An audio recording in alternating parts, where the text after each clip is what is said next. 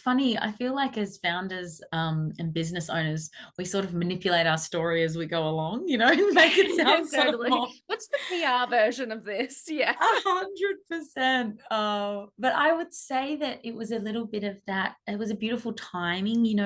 I think a lot of business owners and entrepreneurs can relate to that moment where you get that itch, that you're ready to do something, big. And for us, my partner actually, he was a lot more fearless than I was. I was in Mm. my first good paying job, but he was really ready to change trajectory. So he was working in environmental regen, and I was working running a startup at a not-for-profit, a social enterprise, actually, with a not-for-profit arm. That but we're both doing different things, but we both weren't satisfied, and so starting a business became a conversation. We were 27, and we'd sort of been working for other people, and yeah, just ready. And then I think the only really the only two parts that were non-negotiable is that needed to have a social purpose. It needed to be a social enterprise because that's who we were as people. That was going to be the purpose, and something that we knew would keep that fire in our bellies, like forever. And then the other side of it was we wanted to stay connected, as I said, and give back to Asia. And so then he began becoming obsessed with coffee, and then that's kind of how we interlinked it. But in an interesting way, like I think it happens to a lot of people. You think you're going to do one thing, and then you Mm. end up doing lots of other things. So our dream was to bring in Green Bean, and kind of, just import coffee and work directly with farmers. But we found this perfect little shed that a friend introduced us to.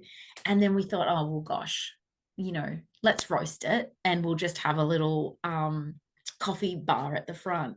And it was just like that all of a sudden we had a fully fledged cafe, and we were like, wow, we need to learn how to do this now. Yeah. And then, I right? know. Yeah, absolutely. Right. And then, we sort of started to learn more about the industry, and we started to learn about wholesale, and then we got obsessed with the idea of scalability, and how growing this organization could grow the impact with the lives of farmers and help us get more coffees and help us build more relationships. And then we thought, okay, great, volume. Let's, work with other people's businesses. And then, you got to have a website. So online, it just happened.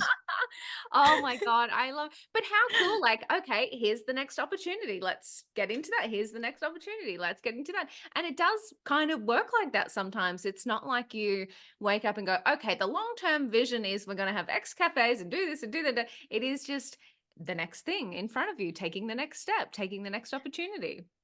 It so is, isn't it? You always have a plan, and you should have a plan, and you should, have done your research to know what you think is going to be successful in the market you're entering. But ultimately, you get little gifts along the way. And I mean, for us, we were learning a lot. It's most people are not as insane as us. They won't try Mhm. and learn how to become importers and all of the complexity. At most coffee roasters will just work with a wholesaler who handles that whole other side of the company. They can focus on sales and marketing and building their business. We sillily, what you don't know, what you don't know. And No, it's a good life and business lesson. You don't know what you don't know. right. And so yeah, we just went for it. And the cool thing is, you don't need to know everything before you started. You need to be obsessively learning. But you don't have to know it all before you start. I'm definitely testament to that. I don't know what I'm doing still. It's been 12 years Yeah. and I still I'm like, "What is this? What is this new thing that I need to learn today?" Oh, and that's the joy of it, right? I do Like, love it. I do love it. You'd never I always say this. I worked for in corporate for 10 mm, years and I was like, I would never have gotten the experiences that I've had over this 10 years of my life sitting behind that desk, and replying to emails and doing contracts and blah blah blah. The things that I've been able to experience over the last 12 years have been just incredible. I think you're right. That is the magic. That is the joy of business ownership.